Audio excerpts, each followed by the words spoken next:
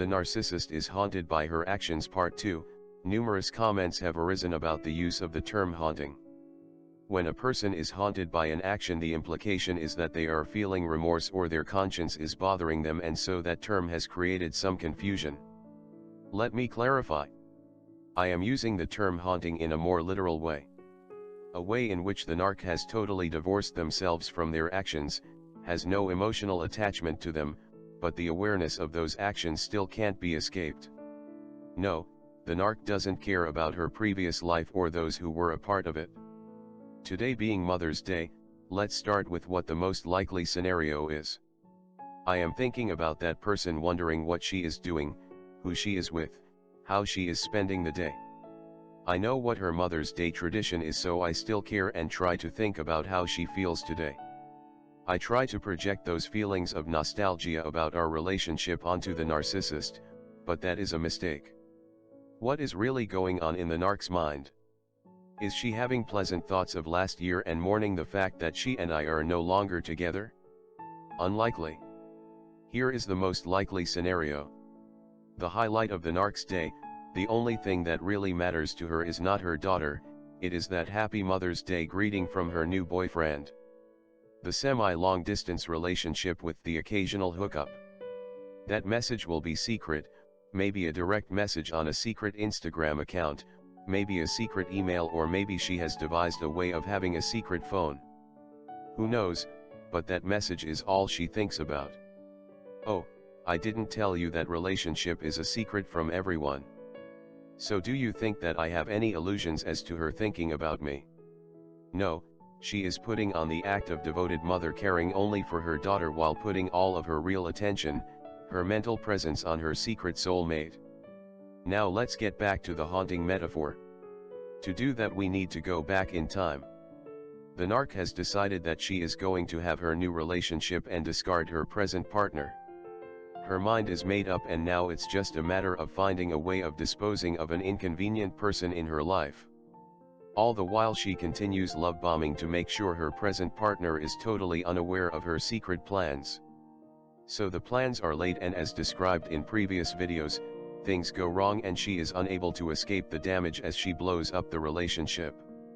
Nonetheless, she simply makes use of the new unexpected turn of events and lies to her partner, viciously attacks him and threatens him with retribution from members of her family and a lawsuit that will take everything he owns.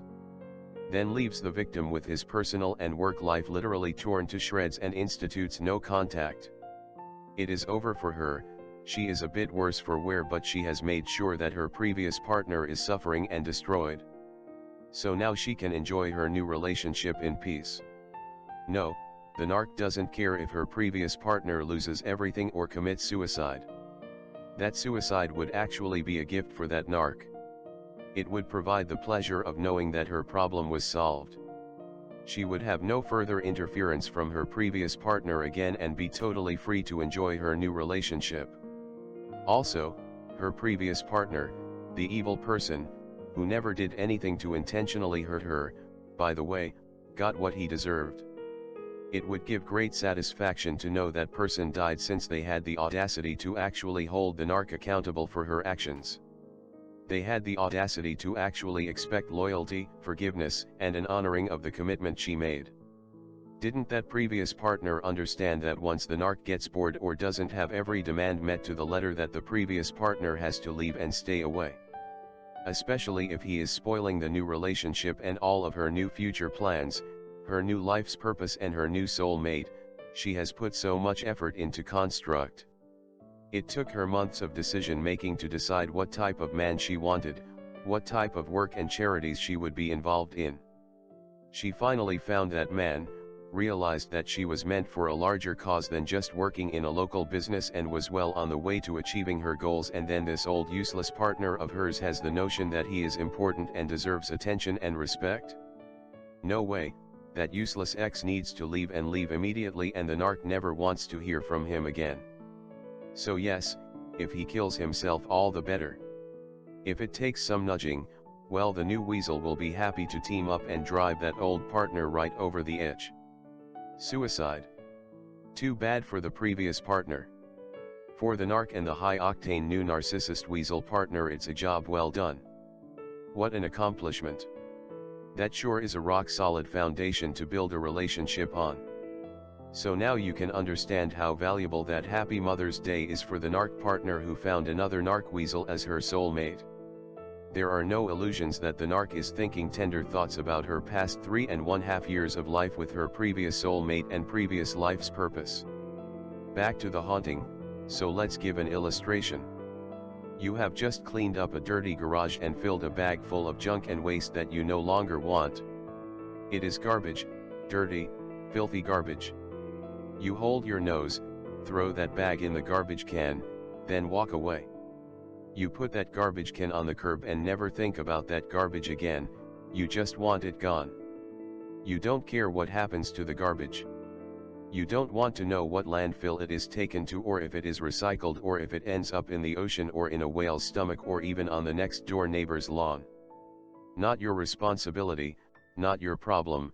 You did your duty by placing the garbage on the curb. End of story. That is how the narc thinks of a relationship she no longer wants. So no, there is absolutely no remorse or guilt or nostalgia. There are no tender thoughts about her past. There is no second guessing about if she did wrong to her previous partner. She did what had to be done to dispose of that nasty garbage. So what if that garbage was another human being? She did her duty, disposed of the garbage, placed it on the curb. Not her problem. So what about the haunting? Well, that narc did some very evil things, some incredibly treacherous things to that partner who never did anything but love her up until the last day, and even far beyond that.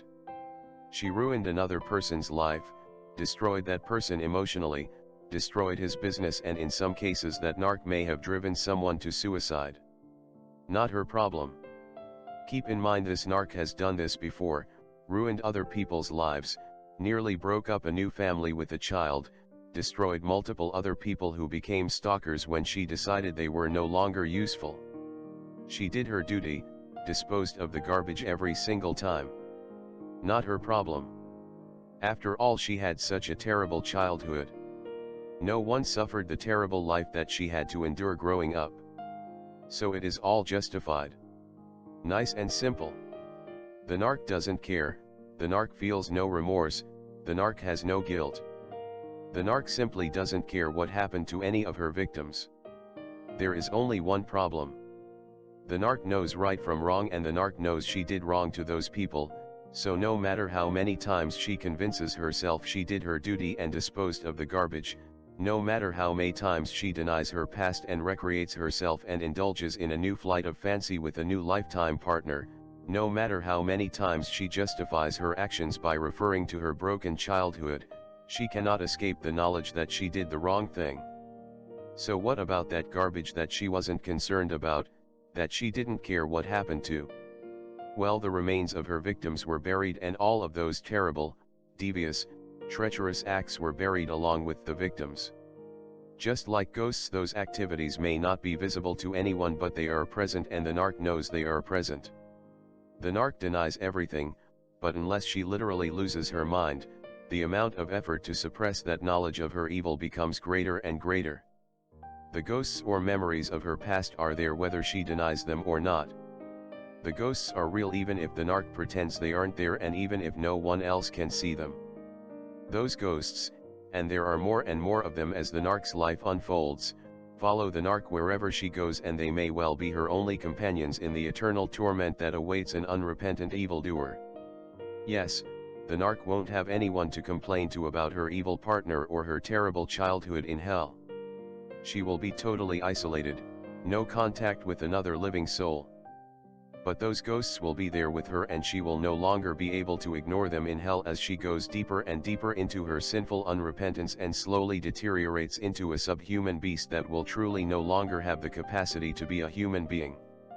So the narc isn't concerned about the afterlife? Thinks heaven boring? Oh, you say they are an atheist? Everyone intuitively knows there is a God, a being greater than themselves, and no one knows what lies beyond the veil of death. So, Who do you think the narc is kidding to be so sure that they don't care or contemplate their afterlife? The narc may be lying to themselves, and in that case it will be one of the rare occasions that that lie will damage the narc and the narc alone. Thank you for watching. Your comments are welcomed.